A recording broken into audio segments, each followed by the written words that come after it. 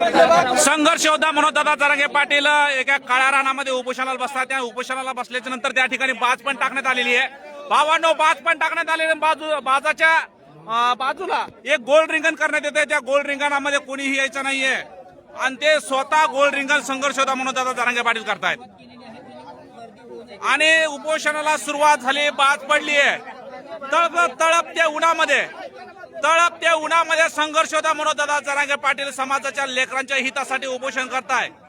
या उन्हामध्ये आम्हाला 5 मिनिटं बसावं वाटत नाही. त्या उन्हामध्ये जरांगे पाटील बिना अन्न पाण्याचं बिना चपलाचं देखील या ठिकाणी उपोषण होणार आहे.